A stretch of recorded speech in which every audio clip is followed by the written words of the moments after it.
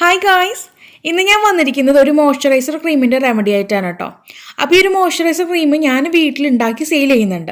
ഞാൻ എൻ്റെ വീട്ടിൽ എൻ്റെ സ്വന്തം കൈവച്ചുണ്ടാക്കിയിട്ടുള്ള ഒരു ക്രീമാണ് കേട്ടോ അത്. എവിടെ നിന്ന് ഞാൻ മേടിച്ചിട്ട് നിങ്ങൾക്ക് ഞാനിതുപോലെ ബോട്ടിലാക്കിയിട്ട് തരുന്നതല്ല, ഞാനിത് എൻ്റെ സ്വന്തം കൈവച്ചുണ്ടാക്കിയിട്ടുള്ള ക്രീമാണ്. അപ്പോൾ ഈ ഒരു ക്രീം ഉണ്ടാക്കാൻ ഒത്തിരി പ്രൊസീജിയേഴ്സും കാര്യങ്ങളും വേറെയാണ് കേട്ടോ.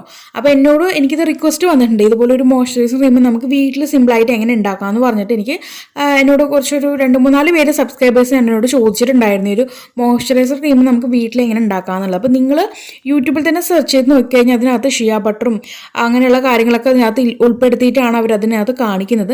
അപ്പോൾ ഈ ഷിയ ബട്ടർ എന്ന് പറയുന്നത് നമ്മൾ ഓൺലൈനിൽ തന്നെ പർച്ചേസ് ചെയ്യേണ്ട കാര്യമാണ്. അപ്പോൾ അതൊന്നും നമ്മുടെ ഈ ഒരു ക്രീമിനകത്ത് നമ്മൾ യൂസ് ആക്കുന്നില്ല. വളരെ സിമ്പിളായിട്ട് എല്ലാവർക്കും ചെയ്യാൻ പറ്റുന്ന രീതിക്ക് എല്ലാവരുടെ കയ്യിലുണ്ടാവുന്ന ഒരു കാര്യം മാത്രം നമ്മൾ പുറത്തുനിന്ന് മേടിക്കേണ്ടി വരും, ബാക്കിയുള്ളത് നമ്മുടെ വീട്ടിലുള്ള കാര്യം തന്നെയാണ്. അപ്പോൾ ആ ഒരു സംഭവം വെച്ചിട്ടാണ് നമ്മൾ ഇന്ന് ഈ ഒരു മോയ്സ്ചറൈസർ ക്രീം തയ്യാറാക്കി എടുക്കുന്നത്.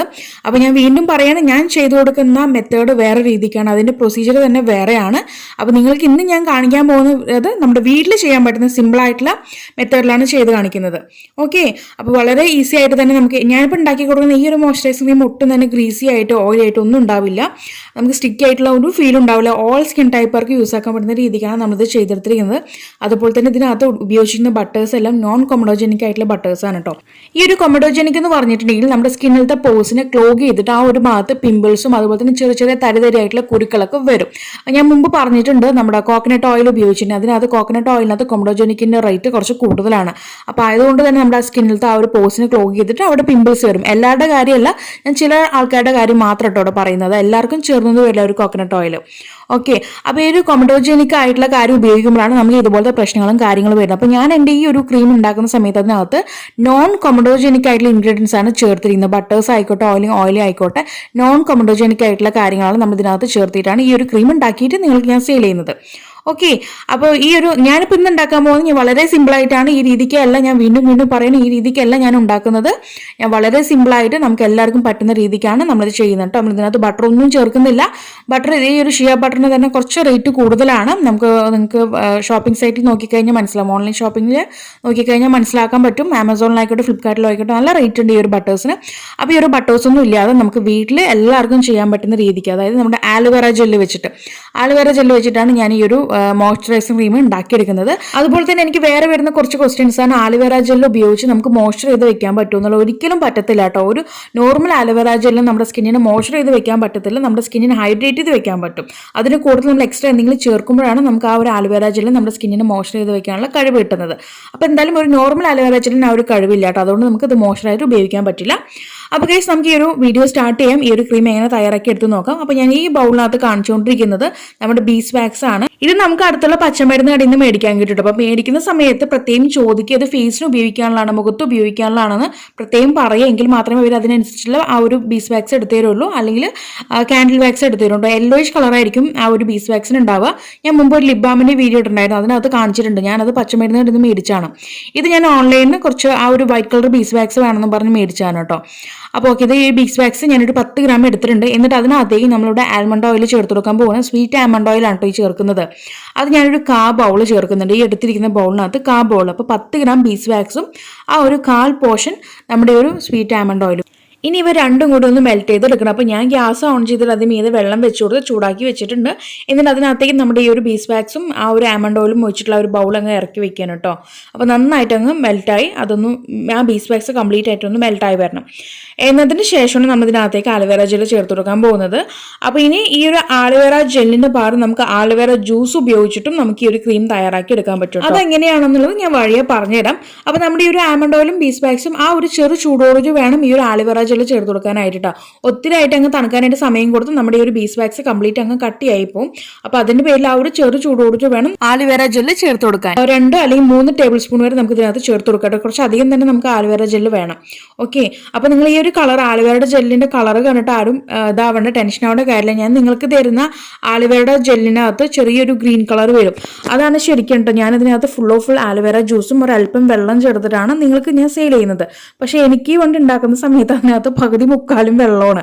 എന്നിട്ട് ഒരു പോഷൻ മാത്രം ഞാൻ അതിനകത്തേക്ക് നമ്മുടെ ആലുവേര ജ്യൂസ് ഒഴിക്കുന്നുള്ളൂ. അതാണ് ഈ ഒരു ഇതിൻ്റെ കളർ ഇങ്ങനെ ഇരിക്കണം കേട്ടോ. എന്താ പറയുക, നമ്മൾ ഗസ്റ്റൊക്കെ വരുന്ന സമയത്ത് അവർക്ക് കുപ്പി പ്ലേറ്റിലായിരിക്കും ഫുഡൊക്കെ കൊടുക്കുക. നമുക്കെന്ന് പറയുമ്പോൾ നമ്മൾ ഒറ്റയ്ക്ക് എടുത്ത് കഴിക്കുക, അല്ലെങ്കിൽ നമ്മൾ വീട്ടിലിങ്ങനെ നോർമൽ ടൈമിൽ ഇരുന്ന് കഴിക്കുന്ന സമയത്തൊക്കെ നമ്മൾ സ്റ്റീൽ പ്ലേറ്റിലേക്ക് കഴിക്കില്ലേ, അതുപോലെയാണ് എൻ്റെ അവസ്ഥ. എൻ്റെ ഈ പറഞ്ഞ പോലെ കസ്റ്റമർ ഉണ്ടാക്കി കൊടുക്കുമ്പോൾ അടിപൊളി ഐറ്റങ്ങൾ ഉണ്ടാക്കി കൊടുക്കും. എനിക്കെന്ന് പറയുമ്പോൾ ഞാൻ എൻ്റെ കുറച്ച് പിശുക്കത്തരം കാണിക്കും. ഓക്കെ, എനിവേ നമ്മൾ ഈ ഒരു ആലുവേര ജലത്തിനകത്ത് ചേർത്ത് നന്നായിട്ട് അങ്ങ് മിക്സ് ആക്കുക. മിക്സ് ആകാനായിട്ട് ഇച്ചിരി പാടാണ്. നമ്മൾ ഒത്തിരി നേരിട്ട് മിക്സ് ആക്കി എടുക്കണം. വിസ്കൊക്കെ ഉണ്ടെങ്കിൽ നന്നായിട്ടൊന്ന് മിക്സ് ആക്കി എടുക്കുക. അതല്ല ബ്ലെൻഡർ ഉണ്ടെങ്കിൽ ബ്ലെൻഡറിൽ മിക്സ് ആക്കി എടുക്കുക കേട്ടോ. അപ്പോൾ എനിക്കിതിങ്ങനെ മിക്സ് ആക്കി എൻ്റെ കൈയൊക്കെ കടയാണ്. അപ്പോൾ ഞാനിവിടെ ബ്ലെൻഡർ ഉപയോഗിച്ചിട്ട് അങ്ങ് മിക്സ് ആക്കി എടുക്കുകയാണ്. ബ്ലെൻഡറിലാവുമ്പോൾ നമുക്ക് പെട്ടെന്ന് തന്നെ ഇത് മിക്സ് ആക്കി കിട്ടും. ഗൈസ്, ഞാൻ നേരത്തെ പറഞ്ഞിട്ടുണ്ടായിരുന്നു നമുക്ക് ആലുവേരയുടെ ജ്യൂസ് ഉപയോഗിച്ചിട്ടും ഇതുപോലെ ക്രീം തയ്യാറാക്കി എടുക്കാൻ പറ്റുന്നില്ല. ആ ഒരു ജെല്ലിന് പകരം ജ്യൂസ് ഉപയോഗിച്ചിട്ടും ചെയ്യാമെന്ന് പറഞ്ഞിട്ടുണ്ടായിരുന്നു. അതെങ്ങനെയെന്ന് വെച്ചിട്ടുണ്ടെങ്കിൽ നമ്മളിതിപ്പോൾ മെൽറ്റ് ആവാൻ വേണ്ടി വെച്ചിട്ടുണ്ടായിരുന്നില്ല ബീസ് വാക്സും അതുപോലെ ആൽമണ്ട് ഓയിലും നന്നായിട്ട് ഡബിൾ ബോയിലിംഗ് മെത്തേഡ് ചെയ്തിട്ടുണ്ടായിരുന്നില്ല. അതേപോലെ തന്നെ വേറൊരു ബൗളിനകത്തേക്ക് നമ്മൾ ആലുവേരയുടെ ജ്യൂസ് ഒഴിച്ചു കൊടുക്കുക കേട്ടോ. ഈ ഒരു ആലുവേര ജ്യൂസ് എടുക്കുന്നത് വെച്ചാൽ നന്നായിട്ട് ആ ഒരു പൾപ്പ് കഴിയാതിന് ശേഷം മിക്സി ബൗളിലിട്ട് അടിച്ച് പേസ്റ്റ് ആക്കി അതൊരു അരിപ്പ് ഉപയോഗിച്ചിട്ട് അങ്ങ് അരിച്ച് അതിൻ്റെ ജ്യൂസ് മാത്രം ഇടാൻ, നീര് മാത്രമായിട്ട് അങ്ങ് എടുക്കുക. ഒരു പോഷൻ മതിയാവും കേട്ടോ. എന്നിട്ട് നമ്മൾ ഈ ഒരു ആൽമണ്ട് ഓയിലും ബീസ് വാക്സും മെൽറ്റ് ആവാൻ വേണ്ടി വെച്ച് അതേ പാതിൽ തന്നെ വേറൊരു ബൗളിനകത്തേക്ക് ഈ ഒരു ജ്യൂസും കൂടി ഒഴിച്ചിട്ട് രണ്ടും കൂടി അങ്ങ് ചൂടാവാനായിട്ട് വെക്കുക. എന്നിട്ട് ചൂടായതിനു ശേഷം ഈ ഒരു ബീസ് വാക്സും ആൽമണ്ട് ഓയിലും ചേർത്തുള്ള ഈ ഒരു ബൗളിനകത്തേക്ക് നമ്മൾ ചൂടായിട്ടുള്ള ഈ ഒരു ആലുവേര ജ്യൂസും കൂടി അങ്ങ് ചേർത്ത് ഇതുപോലെ അങ്ങ് മിക്സ് ചെയ്ത് കൊടുക്കുകയാണെന്നുണ്ടെങ്കിൽ നമുക്ക് ഇതുപോലെ കട്ടിക്ക് അങ്ങ് ക്രീമായിട്ട് കിട്ടും. ഓക്കെ, അപ്പോൾ നിങ്ങൾ ഈ രീതിക്കും ചെയ്തെടുക്കാവുന്നതാണ് കേട്ടോ. അപ്പം നമ്മുടെ ഈ ഒരു ബീസ് വാക്സും ആ ഒരു ആൽമണ്ട് ഓയിലും നമ്മുടെ ജെല്ലും ഉപയോഗിച്ചിട്ടുള്ള ഈ ഒരു മോയ്സ്ചറൈസിംഗ് ക്രീം ഇവിടെ റെഡി ആയിട്ട് വന്നിട്ടുണ്ട്. ഇനി നമുക്കിതിനകത്തേക്ക് സ്മെല്ല് വേണമെന്നുണ്ടെങ്കിൽ മാത്രം, സ്മെല്ല് ഞാൻ പറയുന്നു നമ്മുടെ മൂക്കിനാണ്. നമ്മുടെ സ്കിൻ ഒരിക്കലും ചോദിക്കുന്നില്ല നമുക്ക് മണം വേണം നമ്മുടെ സ്കിൻ ഒരിക്കലും ചോദിക്കുന്നില്ല. മൂക്കാണ് പറയുന്നത് എനിക്ക് മണം വേണം എന്നുള്ളത്. അപ്പോൾ വേണമെങ്കിൽ മാത്രം നമുക്കിതിനകത്തേക്ക് എസൻഷ്യൽ ഓയിലോ അല്ലെങ്കിൽ ഫ്രാഗ്രൻസ് ഓയിലോ ചേർത്ത് കൊടുക്കാം. അപ്പോൾ ഞാനിവിടെ വെട്രിവേറിൻ്റെ ഫ്രാഗ്രൻസ് ഓയിലാണ് ഇവിടെ ചേർക്കുന്നത്. 1-2 ഡ്രോപ്സ് മാത്രം മതിയാവും കേട്ടോ. അത് ഇതിനകത്തേക്ക് ചേർക്കുന്നുണ്ട്.